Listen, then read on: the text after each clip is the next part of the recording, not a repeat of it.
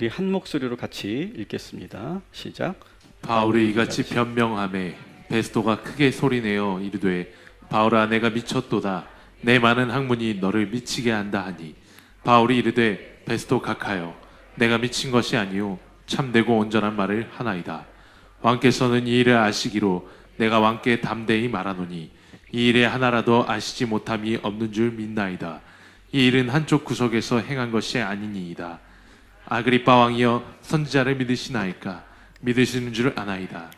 아그리빠가 바울에게 이르되 내가 적은 말로 나를 권하여 그리스도인이 되게 하려 하는도다. 아멘. 저희는 지금 사도행전 말씀을 계속해서 강해식으로 하고 있습니다. 66번째 오늘 강의인데요. 1년이 훨씬 넘었습니다. 오늘 이 말씀은 여러분 지난주 오신 분들에게는 다시 정리를 해드리고 오늘 처음 오신 분들은 그 전의 내용을 모르셔도 충분히 오늘 말씀을 통해 은혜 받으실 수 있습니다. 지난주 말씀드린 것처럼 베스도 총독하고 아그리빠 왕 2세가 사도 바울을 신문하게 돼 있죠. 그래서 오늘은 그 신문했던 내용을 좀 더 우리가 자세히 다루어 보려고 합니다. 근데 지난 1차, 2차 사도 바울을 고소해서 재판을 벌였을 때와 분위기가 많이 다릅니다. 1차, 2차 때는 아주 치열한 법적 공방이 있었고 다툼이 있었는데 오늘 이 신문장은 사도 바울이 마음껏 자기 발언을 할 수 있도록 기회를 주는 그런 분위기였다라고 하는 것이죠. 상당히 호의적인 그러한 배려에서 나온 그런 반응이었다라고 하는 것을 우리가 알 수 있습니다. 더구나 이 신문장에는 사도행전 25장 23절에서 여러분 보셨던 것처럼 유대의 그 당대 최고 리더십들이 다 모여 있습니다. 베스도 총독 모여 있죠. 그리고 이스라엘의 왕 아그리빠 2세도 있고요. 그리고 거기에 천부장도 있고요. 그 다음에 그 왕을 함께하는 그런 신하들도 있고 그리고 그 도시에 주요 인사들이 다 모여 있는, 그래서 어떻게 보면 신문장이었는데 취지는 신문을 하기 위해서 모였는데 전도 집회처럼 그 분위기가 바뀌어 가는 것을 우리는 여기서 보게 됩니다. 저는 오늘 이 신문장이 전도 집회가 되는 것처럼 저는 여러분의 삶의 자리도 그렇게 변하게 되길 소망합니다. 여러분의 일터가 아침에 일어나면 정말 지옥 같고 정말 일어나고 싶지 않고 가기 싫은 그러한 일터가 아니라 그곳에서 하나님의 놀라운 역사가 일어나고 거기서 기적이 쏟아지고 거기서 여러분들이 귀하게 쓰임받는 그런 영광의 장소가 되기를 주님의 이름으로 축원합니다. 하나님께서 함께 하시면 그렇게 돼요. 오늘 우리가 보게 될 이 사도행전 26장은 우리 그리스도인들이 어떻게 전도해야 되는지 또 전도라고 하는 건 무엇인지를 소개하는 그런 말씀입니다. 바울은 전도를 하면서 어떤 원론적인 어려운 이야기를 하지 않고 바울은 어떻게 전도를 하고 있냐면 따라합시다. 내가 만난 하나님. 바울의 전도법은 다른 게 아니에요. 내가 만난 하나님을 있는 그대로 전하는 거예요. 그러면서 이 26장을 제가 면밀하게 잘 이렇게 분석을 해보니까 이 바울의 전도에는 아주 중요한 형식이 있다라고 하는 것을 제가 발견하게 됐습니다. 한번 보여주시면 바울은 어떻게 전도했느냐? 오늘 26장을 보면 예수를 만나기 전에 내 자신의 모습을 솔직하게 고백하고 있어요. before죠. 그리고 예수를 만났을 그 당시의 상황, 그때의 사건, 이벤트를 소개하고 그리고 그 후에 내가 어떻게 변화된 삶을 살게 되었는가, 애프터를 이야기하고 그리고 그 체험을 근거로 해서 예수 그리스도를 직접적으로 복음을 제시하는, 예수를 증거하는 그런 내용이 나오고 그리고 그 복음을 다 들은 사람들의 반응이 오늘 말씀에 나옵니다. 그리고 그 반응 앞에서 사도 바울이 마지막으로 내가 복음을 전했던 그 사람들을 향해서 기도하는 장면으로 오늘 이 본문은 구성되어 있다라고 하는 것을 여러분 먼저 아시고 이 말씀을 읽으시면 좋겠습니다. 첫 번째 뭐라고요? 예수님을 만나기 전의 모습. 사도 바울은 자기 자신을 그 많은 사람들 앞에서 이렇게 고백합니다. 그는 나는 바리새파 사람이었습니다. 그리고 예루살렘에 있는 유대인들도 내가 바리새파 사람이라는 것을 다 알고 있습니다 라고 고백을 합니다. 우리 4절부터 5절까지 우리 표준세 번역으로 좀 여러분이 쉽게 이해할 수 있도록 표준세 번역으로 함께 읽도록 하겠습니다. 젊었을 때부터 지금까지 제가 어떻게 살아왔는지는 모든 유대 사람이 다 알고 있습니다. 곧 그들은 제가 처음부터 제 동족 가운데서와 예루살렘에서 어떻게 살았는지 알고 있습니다. 그들이 오래전부터 저를 알고 있었으므로 마음만 있으면 그들은 제가 우리 종교의 가장 엄격한 팔을 따라 바리새파 사람으로 살아왔다는 것을 증언할 수 있을 것입니다. 아멘. 나는 바리새파 사람이었다. 그러면서 7절에는 내가 바리새파 사람으로서 밤낮으로 열심히 하나님을 섬겼다. 이렇게 자신 있게 말합니다. 그런데 얼마나 열심히였는지 이 율법을 혼란하게 만들고 그리고 유대교를 지금 혼란을 야기하는 저 예수 믿는 자들을 가만두고 볼 수 없어서 그들을 잡아다가 온갖 핍박을 했던 자신의 전력을 또 다시 한번 고백을 하죠. 9절부터 11절 같이 읽겠습니다. 시작. 사실은 저도 한때 나사렛 예수의 이름을 반대하는데 할 수 있는 온갖 일을 다 해야 한다고 생각하였습니다. 그래서 저는 그런 일을 예루살렘에서 하였습니다. 저는 대제사장들에게 권한을 받아 가지고 많은 성도를 옥에 가두었고 그들이 죽임을 당한 때에 그 일에 찬동하였습니다. 그리고 회당마다 찾아가서 여러 번 그들을 형벌하면서 강제로 신앙을 부인하게 하려고 했습니다. 그들에 대한 분노가 극도에 이르러서 저는 심지어 외국 여러 도시에게까지 박해의 손을 뻗쳤습니다. 아멘. 제가 여러분들에게 성경을 많이 읽게 하고 있죠. 여러분 그걸 이해해 주십시오. 제가 의도적으로 성경을 여러분 많이 읽게 합니다. 사도 바울이 예수를 만나기 전에는 예수를 핍박하는, 예수 믿는 자를 잡아 가두고 그리고 핍박하는 그러한 선봉에 섰던 사람이다라고 하는 것을 솔직하게 고백합니다. 사도 바울은 이번 한 번만 자기 자신을 고백하는 것이 아니라 여러 곳에서 고백을 하는데 한 번 더 우리 보면 디모데전서 1장 13절 15절에도 이렇게 고백합니다. 같이 읽습니다. 내가 전에는 비방자요 박해자요 폭행자였으나 도리어 긍휼을 입은 것은 내가 믿지 아니할 때에 알지 못하고 행하였음이라. 나는 죄인 중에 괴순이라. 아멘. 내 자신을 뭐라고 지금 소개합니까? 나는 죄인 중에 괴수다. 나는 이전에 예수를 만나기 전에는 죄인 중에 괴수다. 이렇게 소개해요.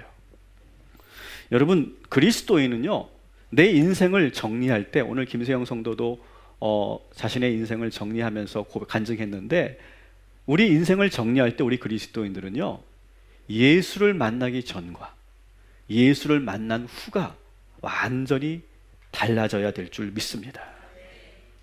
여러분, 우리가 예수를 만났는데 아무 변화가 없다면 우리의 신앙을 다시 한번 돌아봐야 돼요. 혹시 결혼하신 분들, 제가 이런 질문을 해드려볼게요. 여러분 결혼을 하셨는데 결혼하고 나서 변하셨습니까? 안 변하셨습니까? 변해야 될까요? 안 변해야 될까요? 반드시 변해야 그 결혼 생활이 유지가 되는 거예요. 근데 나는 여전히 변하지 않고 있어. 나는 내 캐릭터, 내가 좋아하는 거, 내가 하고 싶은 거, 나는 여전히 내가 하면서 결혼 생활을 할 거야. 가능합니까? 불가능합니까?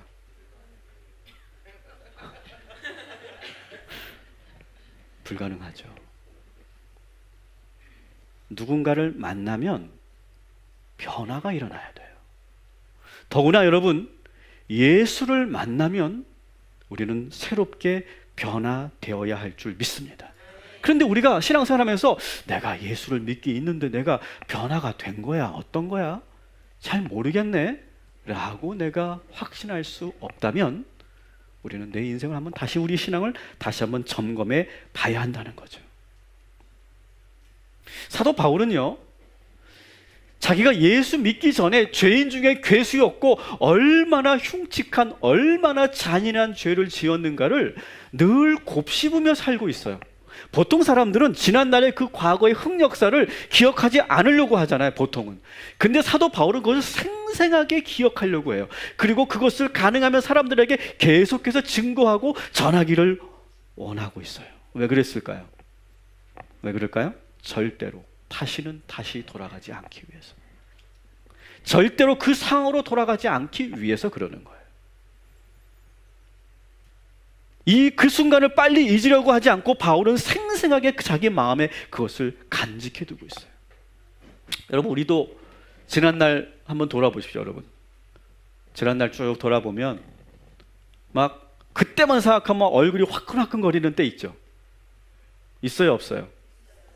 오늘 무슨 일이 있어요? 막 그때만 생각하면 막 얼굴이 화끈화끈거리고 막 왜 설거지 하다가도 미쳤어 그럴 때 있잖아요. 근데 그게 뭐 지금 일어난 일이 아니고 20년 전에 일어난 일 생각하면서 미쳤어, 내가 왜 그랬지. 운전하다가도 그러고 자다가도 갑자기 이불킥을 하잖아요. 내가 미쳤어 내가 왜 그랬지 그러잖아요. 저도 가끔 누구한테도 걸리지는 않은 걸로 알고 있는데 저도 가끔 그럴 때가 있으면 막 이렇게 해요. 그러면 이 저의 모습을 봤으면 저 목사님 틱인가? 아마 그랬을 거예요. 그럴 때가 있어요. 여러분, 인간의 뇌는요, 고통을 기억하게 돼 있어요. 여러분, 왜 고통을 기억해야 될까요? 다시는 그 상황으로 가지 않아야 되니까.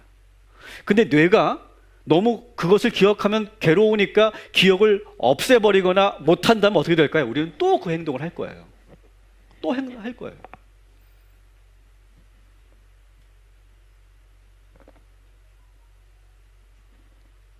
저도 아주 그 과거에 여러 기억들이 있지만 제가 아주 끔찍한 기억이 하나 있어요. 뭐냐면 저는 이 설교를 준비할 때 원고 쓰는 데만 제가 한 10시간에서 12시간 정도 걸려요. 원고 쓰는 것만. 그러니까 설교 구성하는 것은 일주일 내내 하게 되고 설교를 쓰는 거는 꼭 제가 토요일 날 하게 되는데 10시간에서 12시간 정도를 제가 써요. 그러니까 사실은 토요일 날은 아무것도 안 해요, 저는. 가능하면 사람도 만나지 않아요. 그리고 저는 원고에만 10시간, 12시간을 제가 씁니다. 근데 이것은 저의 트라우마예요. 제가 복학을 하고 학교를 갔는데 제가 철학을 전공했는데 학교에 장미와 주판이라고 하는 그런 한국 인문학을 연구하는 그런 모임에 제가 가입이 됐었어요. 근데 그 모임은 방학 때 되면 한 일주일 정도로 이렇게 어디를 가서 밖에 한 번도 나가지 않고 책만 보고 오는 그런 모임이에요. 그래서 한 10권 정도의 책을 가지고 들어가서 거기서 발제하고 발표하고 토론하고 또 교수님이 얘기해 주고 또 같이 정리해 주고 그러면서 그 철학자 한 사람 한 사람을 떼는 거예요. 근데 제가 맡은 것이 베이컨, 제 과학 철학을 그때 우리 그 팀이 공부할 때인데 베이컨에 대한 발제를 하기로 돼 있었어요. 그 발제를 제가 잘했을까요? 못했을까요? 죽을 썼죠. 여러분, 딱 이렇게 딱 앉아 계시고 제가 발표를 하는데 사실 제가 베이컨을 아무리 읽어도 이해를 못하겠더라고요, 솔직히. 여러분, 철학책 읽어보셨어요? 읽지 마세요. 일단 이해가 안 돼. 그거 읽는데 이해가 안 돼가지고 정리도 안 되고 그러니까 발제도 제대로 못한 거예요. 남들은 다 컴퓨터로 쳐서 왔는데 저는 그걸 또 볼펜으로 써가지고 한 4장인가 가지고 와서 발표를 하는데 막 식은땀이 쫙 나고요. 끝나고 선배들한테 뒤지게 혼나고요. 후배들은요 말은 못해. 복학생 선배니까. 그런데 딱 보면 알잖아요. 그 느낌 있잖아, 느낌. 저것도 선배야? 제대로 아는 것도 없어. 그런 그 아주 뭐라고 말할 수 없는 그 거식이 있잖아요. 그리고 교수님도 헛기침만 하면서 어떻게든 이 분위기를 저놈이 망쳤는데 많이 하려고 하는 막 저는 그때만 생각하면 지금도 막 벌떡벌떡 일어나요. 제가 원고에 집착하는 이유가 바로 이거예요. 왜? 다시 그 상황으로 돌아가지 않으려고. 그래서 저는요, 이 원고를 쓰고 나서 아침까지 다시 와서 씁니다. 이러면 안 되거든요, 사실은. 아침에도 수정을 해요. 그래서 우리 전사님들이 빨리 보내달라고, PPT. 알았다고. 15분 전에 제가 보내요. 그러면서 한 문제로 다시 한번 정리하려고 막 하는 거예요. 사실 제가 안 그래도 되거든요. 저 원고 없이도 설교 잘할 수 있는 줄 믿으시기 바랍니다. 근데 저의 이 트라우마가 저를 이렇게 만들었어요. 근데 여러분, 이 트라우마가 저에게 좋은 걸까요? 나쁜 걸까요? 나쁘지 않다고 생각해요. 설교자가 말씀과 씨름하고 원고와 씨름하는 거 좋은 거 아닙니까? 단 내가 그 길로 다시 돌아가지 않겠다. 여러분, 지난날에 여러분들이 정말 기억하고 싶지 않은 기억들이 있으시죠? 여러분, 그것을 여러분 삭제하지 마세요. 생생하게 기억하세요. 그러면 어떻게 되는지 알아요? 뇌가 절대로 그렇게 행동하지 못하도록 우리 확 붙잡아줘요. 여러분, 예수를 만나기 전에는 우리가 다 죄인 중에 괴수들이었어요. 그러나 우리가 예수를 만난 이후에 우리의 삶은 완전히 달라진 줄 믿습니다. 따라합시다. 그때로 돌아가지 맙시다. 결단하십시오. 두 번째가 이벤트죠. 죄인 중에 계시였던 바울이 예수님을 만나는 사건, 여러분 잘 아시는 것처럼 다메섹 도상에서 예수님을 만나죠. 그때 환한 빛을 보고 이 사도 바울이 쓰러집니다. 그래서 그때 생생하게 주님의 음성을 듣죠. 사울아 사울아 어찌하여 네가 나를 핍박하는가. 그러면서 바울은 계속해서 왜 하나님 주님께서 바울에게 나타나셨는가를 16절에 이렇게 말씀하고 계시죠. 그 말씀을 생생하게 바울은 기억하고 있어요. 같이 읽어보겠습니다. 시작. 자, 일어나서 발을 딛고 서라. 내가 내게 나타난 목적은 너를 일꾼으로 삼아서 내가 나를 본 것과 내가 장차 너에게 보여줄 일을 밝히 증인이 되게 하려는 것이다. 아멘. 사도 바울은 예수님을 만난 그때 그 상황을 생생하게 기억을 할 뿐만 아니라 그때 나에게 들려주셨던 말씀을 잊지 않는 거예요. 여러분, 우리 그리스도인들은요, 두 가지를 잊지 말아야 돼요. 지난날에 예수를 만나기 전에 내가 나의 그런 죄의 역사를 잊지 말아야 되고요. 그리고 예수를 만난 그 당시의 그 상황을 생생하게 기억하고 그때 나에게 당부하셨던 그 말씀을 내가 영원히 간직하는 일. 그것을 우리가 해야 될 줄 믿습니다. 그리고 나서 세 번째가 뭡니까? 따라합시다. 애프터.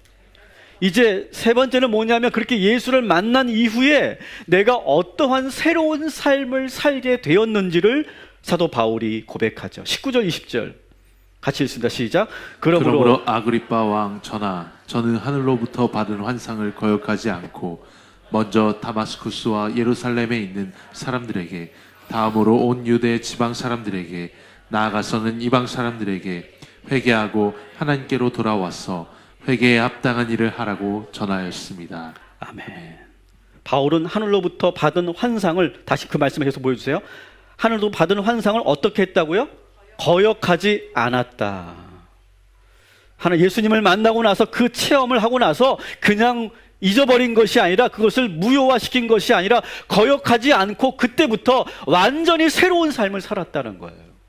완전히 달라진 삶을 살았다. 어떻게 달라졌습니까? 예수를 핍박하는 자에서 예수를 증거하는 자로 바뀌고 유대 바리새인에서 그리스도인으로 완전히 거듭나죠. 여러분에게 제가 질문합니다. 여러분은 예수를 만나면서 새로워지셨습니까?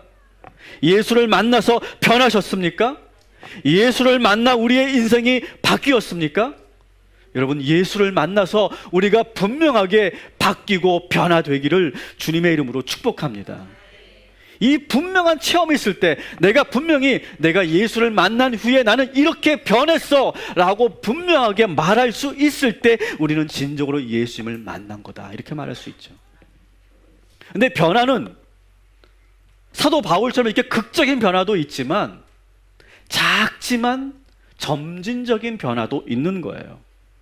그러니까 사도 바울같이 그런 극적인 변화가 없다고, 그런 체험이 없다고 나는 아직 예수님 못 만났어, 나는 아직 변하지 않았어, 여러분 그렇게 착각하지 말라는 거예요.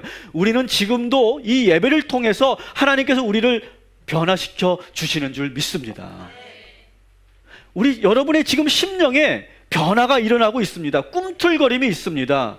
여러분 그것을 인지하시고 여러분 그 변화를 소망하시고 그리고 그 변화를 선포하시기를 주님의 이름으로 축원합니다. 더구나 여러분 우리 동탄 꿈의 교회에 오셔서 달라지고 변화되길 소망합니다. 오늘 6분의 세례 받으신 분들은 다 순수하게 어떻습니까? 우리 동탄 꿈의 교회에 오셔서 신앙생활 하시다가 변화되신 분들이에요. 그래서 세례 받으신 분들이에요. 그리고 우리 세례 받으신 분들은 이 날이 무슨 날입니까? 영적인 나의 생일이에요. 생일. 오늘 며칠이죠? 10월. 날짜 가는 것도 모르고 살고 있습니다. 10월 7일 여러분들에게 생일이에요. 잊지 마세요. 여러분 지금도 하나님께서는 우리의 마음을 변화시키시고 우리의 생각을 바꾸시고 우리의 삶을 새롭게 하시기 위해서 일하고 계심을 믿으시기 바랍니다. 따라합시다. 나는 달라지고 있습니다. 나는 성장하고 있습니다. 거창한 간증이 아니라 전도는 뭐냐? 이러한 소소한 작은 거지만 그런 변화를 내가 믿음으로 증거하는 거예요. 나는 예수를 만나서 내가 아직 여전히 연약하고 넘어지지만 늘 깨어지기 쉽지만 그래도 나는 다시 일어날 수 있는 변화가 있고 그래도 나는 소망을 가지고 있고 그래도 나는 믿음으로 웃을 수 있습니다. 나는 그것을 분명히 증거할 수 있습니다. 그렇게 증거하는 것이 전도인 줄 믿습니다. 그리고 나서 사도 바울은 예수님을 만난 그때 그 신비한 황홀한 체험만 증거하는 것이 아니라 그 모든 과정을 통해서 이제 마지막으로 복음을 제시합니다. 이게 상당히 중요해요. 우리가 여러 가지 이야기를 할 수 있지만 핵심 예수를 증거하는 거예요. 여러분 이 강단에서 예수가 빠지면 그건 설교가 아니죠. 강연이죠. 강의죠. 예수가 증거되는 거예요. 사도 바울은 이제 그 자신의 그 하나님을 만난 그 체험을 근거로 해서 예수 그리스도를 직접적으로 전합니다. 22절 23절 같이 읽겠습니다. 시작. 제가 이날까지 이렇게 서서 증언하고 있는데 그것은 곧 그리스도는 고난을 당하셔야 한다는 것과 그가 죽은 사람 가운데서 가장 먼저 부활하신 분이 되셔서 이스라엘 백성과 이방 사람들에게 빛을 선포하시리라는 것이었습니다. 아멘. 예수 그리스도를 전합니다. 예수 그리스도 어떤 분이신가? 고난받고 죽은 자들 가운데서 가장 먼저 부활하셨다. 그리고 그 예수가 우리 이스라엘뿐만 아니라 모든 이방인들을 구원하셨다. 직접적으로 예수를 전하는 거예요. 자, 사도 바울의 이 전도는요 완벽합니다. 자, 그러면 이 사도 바울이고 더구나 이 완벽한 전도를 했으니 사람들의 반응이 어떨까요? 한번 봅시다. 24절 같이 읽습니다. 시작. 바울이 이같이 변명하매 베스도가 크게 소리내어 이르되 바울아 내가 미쳤도다 내 많은 학문이 너를 미치게 한다 하니. 아멘. 자, 베스도가 바울의 그 복음을 듣고 예수를 믿었어요, 안 믿었어요? 어떻게 말한다고요? 너 미쳤구나. 야, 너 너무 지식이 많다 보니까 너가 지금 이렇게 돈 것 같구나. 그렇게 말해요, 지금. 그러면서 호통을 칩니다. 정신 차리라고. 바울의 전도가 성공한 거예요? 실패한 거예요? 대답하기가 좀 뭐하죠? 자, 아그리빠 왕도 한번 봅시다. 아그리빠 왕은 뭐라고 반응하는지. 28절 시작. 아그리빠가 바울에게 이르되 내가 적은 말로 나를 권하여 그리스도인이 되게 하려 하려 하는도다. 아멘. 이 말이 뭐예요? 야, 넌 지금 신문 받는 이 자리에서 그 짧은 시간에 나를 지금 그리스도인 만들려고 지금 전도하느냐? 웃기지 마라. 비아냥거리는 거예요. 여러분, 지금 바울의 이 완벽한 전도가 먹혔어요? 안 먹혔어요? 안 먹혔다라고 하는 거예요. 여러분들 전도해 보시면 알아요. 여러분들이 누군가에게 딱 가서 야, 우리 교회 가자. 예수님 믿어야 돼. 그러면 뭐라고 말합니까? 웃기지 마. 너나 잘 믿어. 너 믿어도 뭐 별거 없더만 뭐. 너나 똑바로 살아. 그런 반응을 받는다는 거예요. 여러분, 복음은요, 처음에 사람들이 들을 때 반응이 없습니다. 오늘 여기 처음 오신 분들 계시다면 제 설교를 들으면서 바뀔 리가 없어요. 왜냐하면 와닿지 않아요. 그런데 여러분, 어떤 일이 결과적으로 일어난지 아십니까?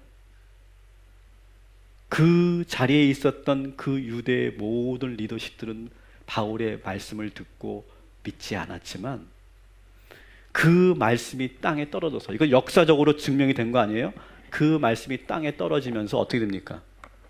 아시아와 아프리카와 유럽 전역에 복음이 확 퍼져나갑니다. 그러고 나서 어떻게 됩니까? 로마가 기독교 국가가 돼요. 지금 이 베스도 총독은 로마 황제가 보낸 총독이에요. 이때까지만 해도 예수를 안 믿든 안 믿든 아무 상관이 없어요. 오히려 예수 믿으면 오히려 진급에 문제가 있는 그런 시대예요. 그런데 여러분, 기독교 국가가 된 이후로 로마에서 관직을 얻으려면 어떻게 되어야 되는지 아세요? 세례받고 그리스도인이 되어야만 관직에 오를 수 있는 그런 나라가 돼버려요.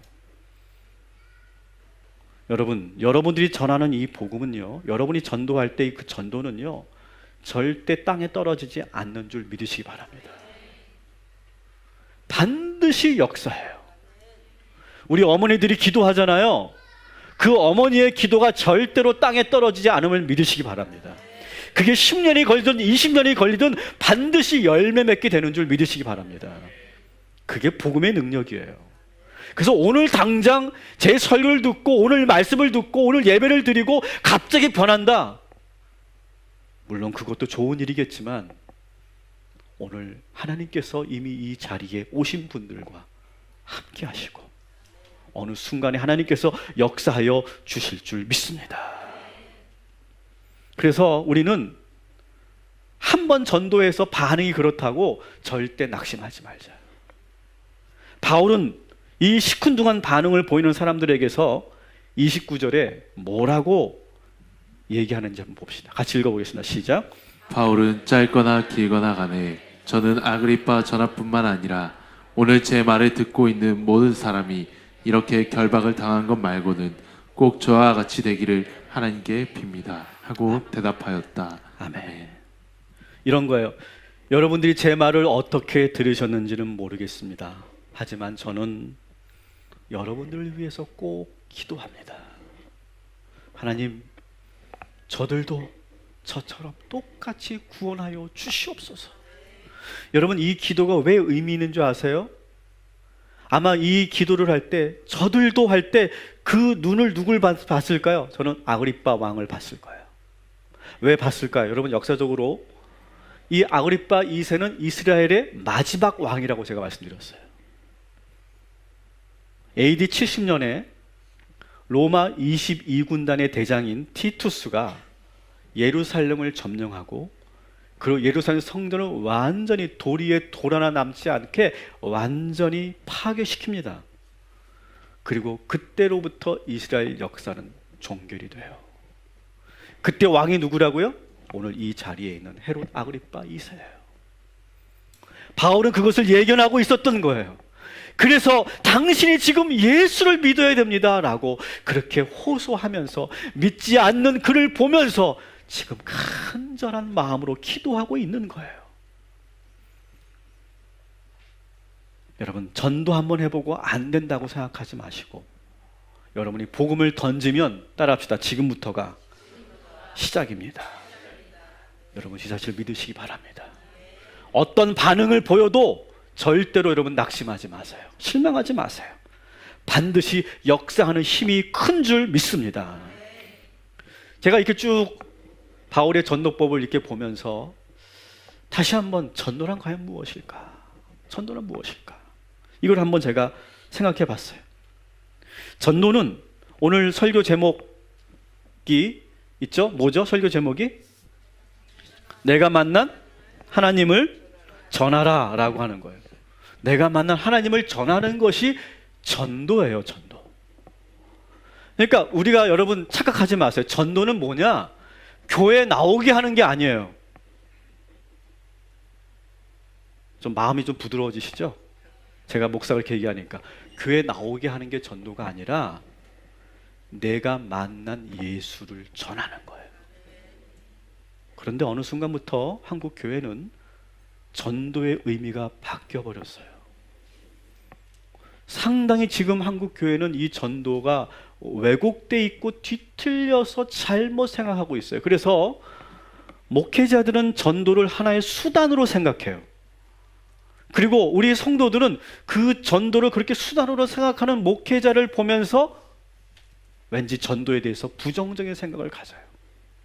그래서 우리가 이 10월 달에 우리가 전도 초청 주의를 하고 우리가 전도하는 달로 하자라고 말할 때마다 여러분의 표정이 얼마나 안 좋은지 제가 알아요. 저를 막 찌르봐 막. 그 화살을 제가 받으면서 그래도 전도하자고 제가 지금 계속 하는 거예요. 이 영적인 싸움이 있는데 이 싸움이 정말 정당한 싸움이라고 싸워야 될 텐데 우리 모두가 전도에 대해서 너무 왜곡돼 있다. 솔직히 봅시다. 우리 한국교회가 어떻게 전도했습니까? 여러분, 이렇게 전도하지 말라고 하는 걸 제가 말씀드릴 거예요. 야, 이번에 우리 교회 가자. 우리 교회 가면 이번에 냄비 세트 준대. 냄비 세트. 근데 이분은요, 전도 1등 하면 교회에서 냉장고 받아. 실제로 그런 교회 있잖아요. 보셨을 거예요. 플랜카드 쫙 걸어놓습니다. 어느 식당에. 1등 냉장고, 2등 테레비, 3등 컴퓨터, 4등 자전거. 그리고 전도하고 온 사람들은 냄비 세트, 바구니 세트, 소쿠리 세트 다 걸어놓고. 이것은 전도가 아니다. 저는 자신 있게 분명하게 말씀드립니다. 또 이렇게 전도하지 마세요. 야, 우리 교회 한 번만 와주라. 야, 내가 권사야, 권사. 야, 내 면이 있지라. 나 진짜 이번에 아우라 그러면 막 난 그냥 쪽팔려서 그냥 어떻게 못할 것 같아. 야, 친구야, 한 번만 가주자. 이거 전도 아닙니다.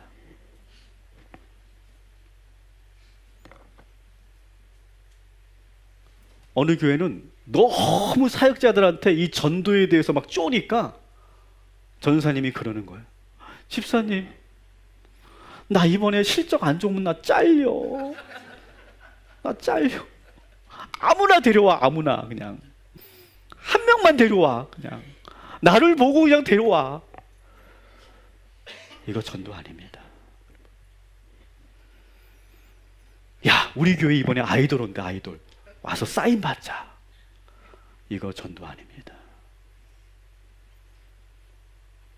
저희 교회는 앞으로 그런 분들 오려면 제가 다 알거든요. 그런 분들 그 아이돌 한번 오려면 교회라고 해도 얼마 받는지 알아요? 2천만 원 내요. 2천만 원. 돈도 없을 뿐더러 절대 그런 일 없습니다. 제가 공언합니다. 그런 거 안 합니다. 야, 우리 교회 와봐. 우리 목사님 설교 재밌어. 밥도 맛있어. 여러분, 이러한 전도를 받으면요, 그 사람들이 속으로 어떻게 생각하는지 아세요?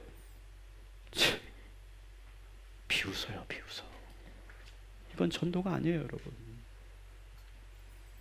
전도는 뭡니까? 여러분이 만난 예수를 전하는 거예요. 예수를 만나서 내가 어떻게 변화된 삶을 사는지 내가 자신 있게 증거하는 거예요. 여러분들에게 전도 대상자를 쓰라고 말씀드리는 이유는 제가 체크해가지고 집사님 이름 써놨는데 왜 안 데리고 와? 이거 하려고 하는 거 아니에요. 절 믿으세요. 그러니까 제가 전도 얘기할 때 절 좀 제발 째려보지 마세요. 저는 그러한 전도를 할 의도가 전혀 없는 목사예요. 믿으시기 바랍니다. 전도는요, 예수를 증거하고 예수 만난 이야기를 하고 예수 만난 이후에 내가 어떻게 변화되었는지를 전하는 거예요. 전하는 거. 전하면 그것이 듣고 감동이 되는 사람들은 같이 오게 될 수도 있고, 오지 않더라도 시큰둥하고 여기 있는 아그리빠 왕처럼 반발하더라도 그 복음은 역시 그 사람 마음속에 살아 역사하게 될 줄 믿습니다. 복음은, 전도는 그래서 수단이 되면 안 돼요. 전도는 사명입니다. 한 주간 여러분들이 VIP로 작정하신 분들에게 기도하시고 내가 만난 예수를 어떻게 전할 것인가 정리하시고, 그리고 짧더라도 내 말이 어눌하더라도 상대방이 절대 설득당하지 않는다 할지라도 전하고 오는 저와 여러분이 되시기를 주님의 이름으로 축원합니다. 다시 한번 마지막으로 6가지 그 전도 과정을 제가 정리한 걸 다시 한번 읽어보고 마치겠습니다. 예수를 만나기 전 자신의 모습, 예수를 만났을 때의 상황, 그 후에 변화된 삶, 자신의 체험을 근거로 한 복음 제시, 복음을 듣는 사람들의 반응, 전도 대상자들을 위한 기도, 이 6가지로 여러분 전도하시고 돌아오시기를 주님의 이름으로 축복합니다.